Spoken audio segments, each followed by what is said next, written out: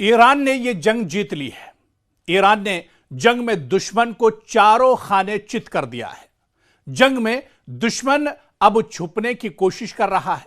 America और Israel जंग से भागने की तैयारी कर रहे हैं, पर दुश्मन को अब भागने का रास्ता भी नहीं मिल रहा है। दुश्मन तिलमिला रहा है, दुश्मन बेचैन है। दुनिया अमेरिका और इजराइल की नाकामी देख रही है। सुपर पावर की हवा निकल गई है और इजराइल का हवा खड़ा हो गया है। दरअसल मेरी ये बातें हवा हवाई नहीं है, बल्कि मैं जो कुछ भी कह रहा हूं इसमें 100% सच्चाई है। कुछ भी नमक मिर्च लगाकर मैं बयान नहीं कर रहा हूं। दरअसल यह पूरी हकीकत है इस जंग की कि एक तरफ सुपर पावर और एक तरफ ईरान जैसा निहत्था कमजोर मुल्क, और उसने नाको चने चबवा दिए हैं। यह दरअसल इस जंग की हकीकत है और हकीकत दुनिया के सामने है। आप खुशकिस्मत हैं कि अमेरिका और इजराइल की पसपाई देख पा रहे हैं। अरब ममालिक को डरा कर रखने वाला अमेरिका आज खुद डरा सहमा हुआ है। आप बस डोनाल्ड ट्रंप का चेहरा देखिए और डर को महसूस कीजिए। आप नेतन्याहू की बातें सुनिए और खौफ का अंदाजा कीजिए। दरअसल अब ऊंट पहाड़ के नीचे आया है और इसे ही कहते हैं कि 100 सुनार की एक लोहार की। अमेरिका इजराइल की सिट्टी पिट्टी गुल हो गई है इस जंग में। दोनों नाको चने चबाने पर मजबूर हैं। दरअसल अब ईरान इस जंग में शेर नहीं बल्कि सवा शेर नजर आ रहा है और ईरान ने हर सतह पर अमेरिका और इजराइल की बखिया उधेड़ दी है। वक्त ने एक अजीब मंजर को दिखाना शुरू कर दिया है। मशरिक़ वस्ता की सियासत में ताकत के तवाजुन बदलते नजर आ रहे हैं और ईरान पहले से कहीं ज्यादा पुरएतमाद, ताकतवर और मजबूत इस जंग में दिखाई दे रहा है।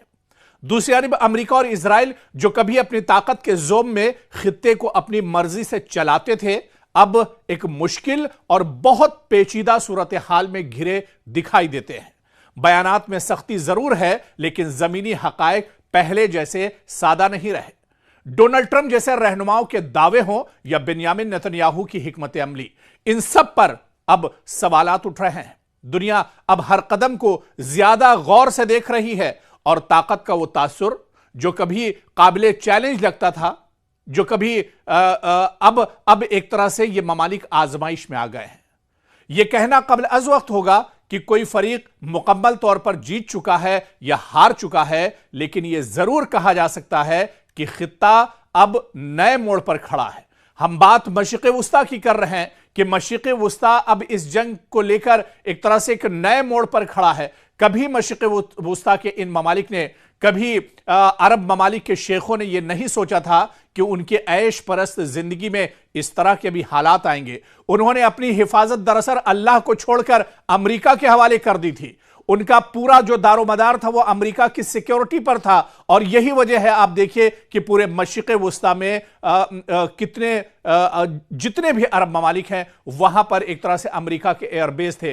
50,000 अमेरिकी फौज दरअसल इन अरब शेखों की एक तरह से अरब के लोगों की हिफाजत के लिए मामूर थे और अमेरिका इनसे मोटी रकम लेता था, इनसे अरबों खरबों रुपये एक तरह से वसूल करता था। लेकिन अब उसी अमेरिका की पोल खुल गई है।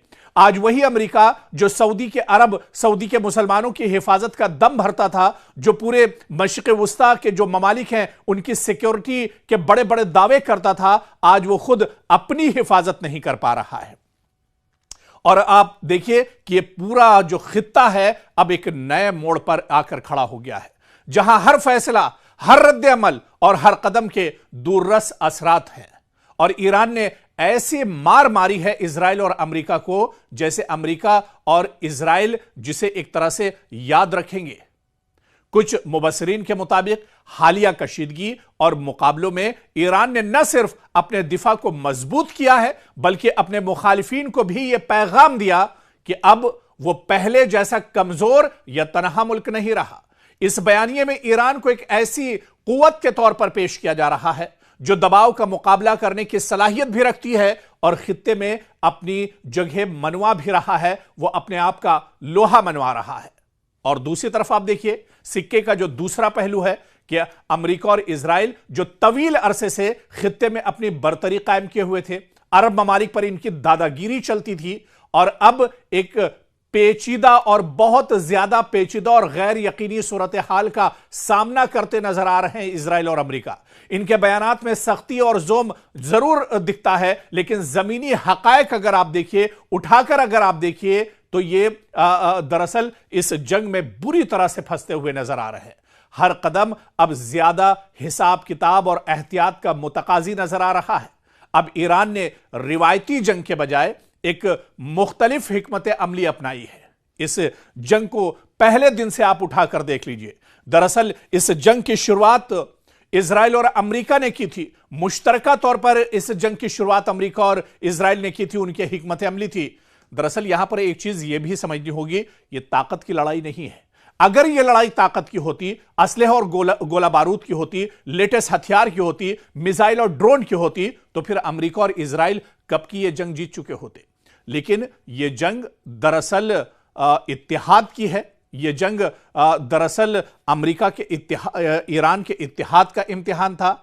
ईरान की रूहानियत जो थी उसका इम्तिहान था इस जंग में। और इसके अलावा फिर यह पूरी जंग जिस तरह से इजराइल और अमेरिका इस जंग में डटे हुए हैं और जो झूठ इस जंग को लेकर गढ़ा जा रहा है, जो प्रोपेगेंडा दरअसल किया जा रहा है, दरअसल ये तमाम चीजें इस जंग के पीछे नहीं। ये जंग दरअसल ग्रेटर इजराइल को लेकर थी। बहुत से मौकों पर हमने इस बात का जिक्र किया है कि दरअसल लबनान को इजराइल हथियाना चाह रहा है, लबनान पर लगातार अटैक किए जा रहे हैं। इसके अलावा पूरे फिलिस्तीन को इजराइल अपनाना चाह रहा है, हड़पना चाह रहा है, और पूरे गजा को एक तरह से वो पहले ही हड़प चुका है। और इसी तरह से वेस्ट बैंक का जो मगरिबी किनारे का हिस्सा है उसे एक तरह से हड़प चुका है। पूरा यरूशलेम एक तरह से हड़प चुका है, जहां पर किबला अव्वल एक तरह से अभी भी है मुसलमानों का, उसे पूरे तौर से हड़प चुका है। तो दरअसल ये पूरे ग्रेटर इजराइल का मंसूबा है, और इस घिनौनी और नापाक मंसूबे में अमेरिका भी एक तरह से इजराइल के साथ खड़ा है। तो कहीं ना कहीं आप देखिए कि अब इस लड़ाई में कौन पसपा हो रहा है, कौन हार रहा है, किसे शिकस्त एक तरह से उठानी पड़ रही है, ये तमाम चीज एक तरह से अब वाज़ेह हो गई है। और हकीकत यह है कि मशरिक़ वुस्ता एक नए दौर में अब दाखिल हो रहा है, जहां ताकत सिर्फ हथियारों से नहीं बल्कि हिकमत अमली, इत्तेहाद और सब्र से तय हो रही है। ईरान का बढ़ता हुआ एतमाद एक हकीकत है जिसे दुनिया देख रही है, और दुनिया इसे एक तरह से महसूस भी कर रही है कि निहत्था ईरान आज किस मजबूती के साथ खड़ा है। दरअसल ईरान भी यह महसूस कर रहा है कि मशरिक़ वुस्ता में अगर यह जंग ईरान हार जाता है तो पूरे आलम इस्लाम के जो मुसलमान हैं उनके लिए यह बहुत बड़ा झटका होगा। और जो नापाक मंसूबा इजराइल का है, इजराइल अपने उस नापाक मंसूबे में एक तरह से कामयाब हो जाएगा। यानी ग्रेटर इजराइल, यानी इजराइल का और ज्यादा जो दायरा है वो एक तरह से पूरे मशरिक़ वुस्ता में फैल जाएगा। और पूरे मशरिक़ वुस्ता में आप देखिए कि अरब शेख तो इस लायक नहीं थे, लेकिन ईरान इतना मजबूत जरूर था, ईरान के अंदर वो हौसला और अज़्म जरूर था कि वो दुश्मन का डट कर मुकाबला कर सकता। क्योंकि पूरे मशरिक़ वुस्ता में जो सबसे बड़ी ताकत है, जो सबसे मजबूत ताकत है, वो दरअसल ईरान की है। और इसी वजह से अमेरिका और इजराइल ईरान को जो एक रोड़ा है ग्रेटर इजराइल में, उसे हटाने की कोशिश कर रहे हैं, और इसे ईरान बहुत अच्छे से समझ रहा है। इसी वजह से ईरान सिर्फ ताकत के साथ नहीं बल्कि पूरी हिकमत अमली के साथ इस जंग को लड़ रहा है। और अभी तक आप अगर इस जंग की तस्वीर उठाकर देखिए तो इस जंग में ईरान पूरी मजबूती के साथ डटा हुआ है, बल्कि दुश्मन को सोचने पर मजबूर कर दिया है। इजराइल अमेरिका इस जंग में फंस चुके हैं और उन्हें निकलने का रास्ता अब इस जंग से नजर नहीं आ रहा है।